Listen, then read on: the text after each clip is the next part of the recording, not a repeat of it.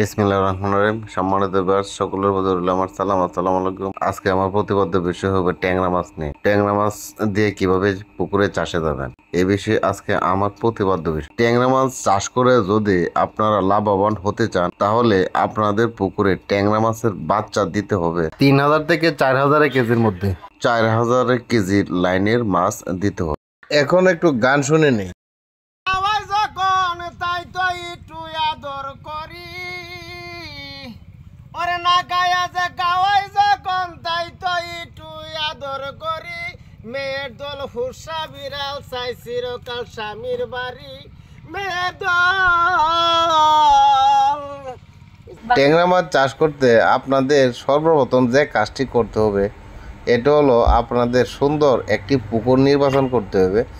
যে সকল পুকুরে গ্যাস হবে কম এবং বাতাস লাগবে বেশি বেশি, সেরকম একটি পুকুর আপনাদের নির্বাচন করতে হবে।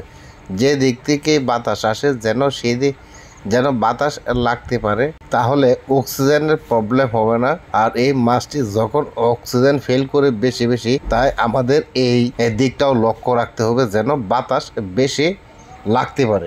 এখন কত লাইনের পোনা আমরা পুকুরে দিব? 3,000 থেকে 4,000 লাইনের মাছ যদি আপনারা কিনে এনে আপনার পুকুরে দেন, তাহলে আপনার এখান থেকে পোনা কমবে কম। আর যদি 5,000 6,000 লাইনের যদি ট্যাংরা আপনার পুকুরে দেন, তাহলে আপনার পুকুর থেকে অনেক ট্যাংরা থাকবে না। ট্যাংরা মাছ কিন্তু বড় হয় কম।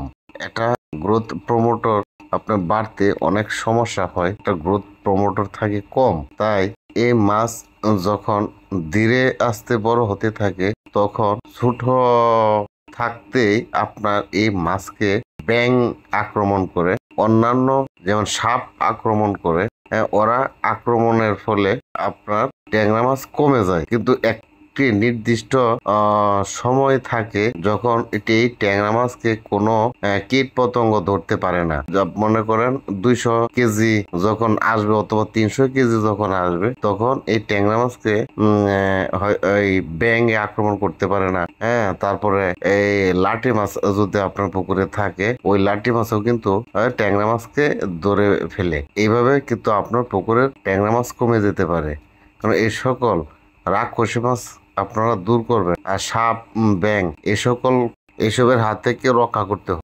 ওরা পুকুরের মাছ খেয়ে অনেক পনাই কমিয়ে ফেলবে। আমরা যখন মাছ বিক্রি করতে যাব, তখন আমরা সঠিক পরিমাণের সঠিক সংখ্যক মাছ আমরা পাবো না। কারণ মাছ হয়তো মরবে না, কিন্তু এসব প্রাণীরা খেয়ে ফেলবে। এটা আমরা বুঝতে পারবো না, কিন্তু এটা আমাদের, আপনারা যখন চাষে যাবেন তখন আপনারা দেখতে পারবেন, বুঝতে পারবেন। সাপে যখন একটি মাছ ধরে নিয়ে যাবে, তখন আপনি দেখতে পারবেন ব্যাঙ কিন্তু আপনার এই সকল ছোট পোনা কিন্তু খেয়ে ফেলে। সাপেও অনেক ক্ষতিগ্রস্ত করে এ সকল। কিন্তু আমরা সাপের হাত থেকে আমাদের মাছকে যদি বাঁচাতে পারি, তাহলে অনেক অনেক মাছ আমাদের বাঁচবে।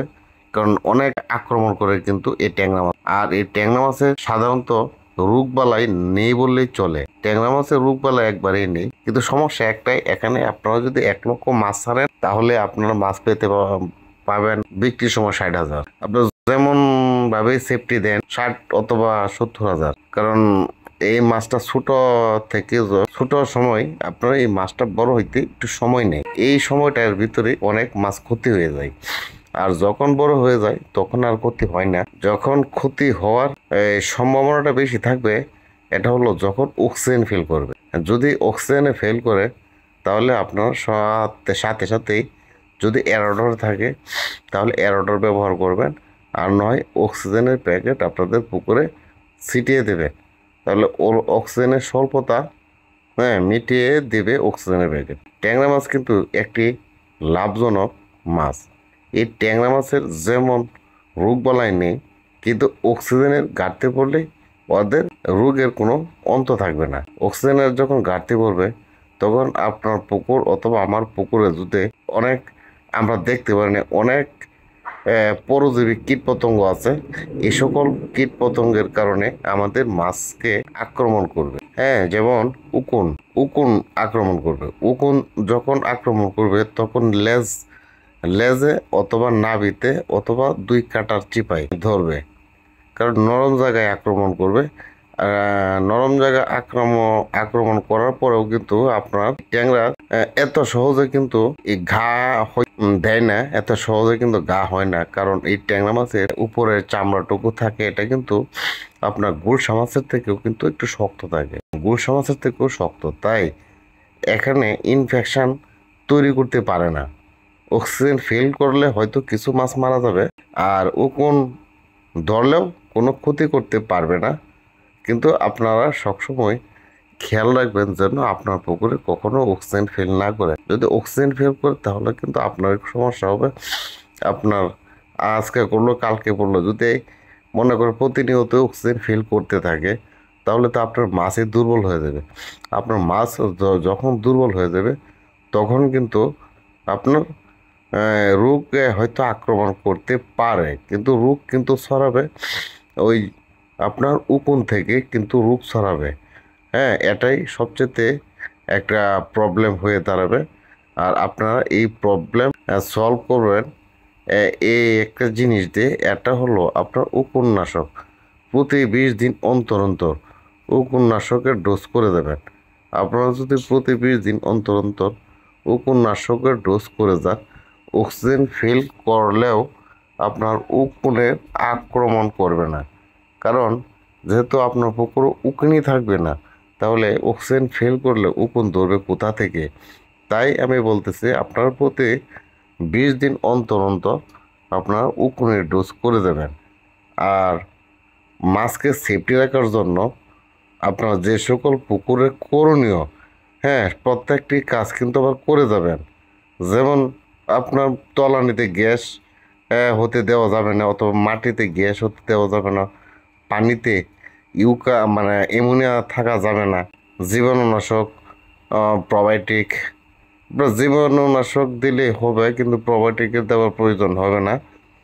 আবার গুলশা মাছ যদি দেওয়া থাকতো, যে সাদা একটি ট্যাংরা আছে ওইটা গুলশা মাছ, আবার গুলশা মাছের বেলায় কিন্তু জীবাণুনাশক অথবা প্রোবায়োটিক এটা দুটাই দিতে হইতো। আর যেহেতু দেশি ট্যাংরা, জীবাণুনাশক দিলেই যথেষ্ট, প্রোবায়োটিকের প্রয়োজন হবে না। তো ওইভাবে যদি আপনার সুন্দরভাবে পরিচর্যার ভিতরে এই ট্যাংরা মাছের চাষটুকু করতে পারেন, তাহলে ইনশাল্লাহ আপনাদের অনেক অনেক লাভের মুখ দেখতে পারবেন। আর যখন আপনারা কোনো একটি জায়গায় ভুল করবেন, তাহলে কিন্তু এই সকল ভুলের মাসুল আপনাদেরকে দিতে হবে। যেমন গ্যাসের ডোজ দিলেন না, দেশি ট্যাংরা মাছ, এটাতে গ্যাস হলেও আপনার এই মাছ গ্যাস নিয়ন্ত্রণ করার সক্ষমতা থাকবে, মাছ মরবে না। এরকম ভেবে আপনারা গ্যাসের ডোজ দিবেন না, এমন ভুল কাজ কখনো করেন না। কেননা আপনার একদিন যখন অক্সিজেন ফেল করবে, তা আপনি ভাববেন দ্বিতীয় দিনও কিন্তু আপনার অক্সিজেন ফেল করবে। কারণ প্রথম দিন যখন অক্সিজেন ফেল করে তখন কিন্তু মাছটা দুর্বল থাকে, দুর্বল হয়ে যায়, দ্বিতীয় দিন আবার ফেল করবে, তৃতীয় দিন আবার ফেল করবে, চতুর্থ দিনের পর থেকে কিছু মাছ মরবে, তারপরে আবার ঠিক হবে। কিন্তু আপনার গ্যাসের ডোজ দেবেন পুকুরে, অ্যামোনিয়া টক্সিজেন, কারণ আপনারা গ্যাসটা মাপবেন, মেপে দেখবেন, হ্যাঁ, গ্যাস হইলো কিনা, তারপরে মাপবেন অ্যামোনিয়া টক্সিজেনের হার বেড়ে গেল কিনা। যদি বুঝেন যে আপনার গ্যাস, মাটিতে গ্যাস, তাহলে গ্যাসের ডোজ দিবেন। যদি মনে করেন পানিতে আপনার অ্যামোনিয়া বেড়ে গেছে, তাহলে আপনার এই ইউকাসিটা যারা দেবেন, তাহলে আপনাদের পরবর্তী টাইমে আর মাছ ভাসবে না, অক্সিজেন ফেল করবে না। ট্যাংরা গুলশা মাছ কিন্তু আবার ওয়েদারের কারণে অক্সিজেন ফেল করে, কারণ আপনার পুকুরে গ্যাস নেই অথবা অ্যামোনিয়াও নেই, এরপরেও কিন্তু মাছ ভেসে যেতে পারে, কারণ দিনের ওয়েদারের উপর কিন্তু এই মাছটি বেঁচে থাকে। তাই আপনাদের প্রত্যেকের ঘরে যারা ট্যাংরা মাছ, পাবদা মাছ, গুলশা মাছ যারা চাষ করবেন, আপনারা প্রত্যেকেই বাসায় এনে রাখবেন অক্সিজেন। আর যাদের এরাডোর আছে তাদের তো কোনো কথাই নেই। হ্যাঁ, যখন অক্সিজেন স্বল্পতা আসবে, আর এই অক্সিজেনের ঘাটতি কিন্তু দেখা দেয় রাত্র 12টার পর থেকে। রাত্র 12টার পর থেকে আপনার অক্সিজেন কমতে থাকে। দেখা গেল 1টা, 1:30, 2টার ভিতরেই আপনার মাছ ভেসে যাবে। আর একবার সূর্য ওঠার আগ মুহূর্ত পর্যন্ত আপনার মাছ নিচ দিকে যাবে না।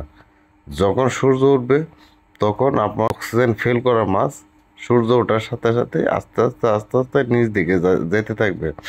আর যে সকল মাছ বেশি দুর্বল হয়ে থাকবে সূর্য ওঠার পরেও, হ্যাঁ, এ সকল মাছ নিচ দিকে যাবে না।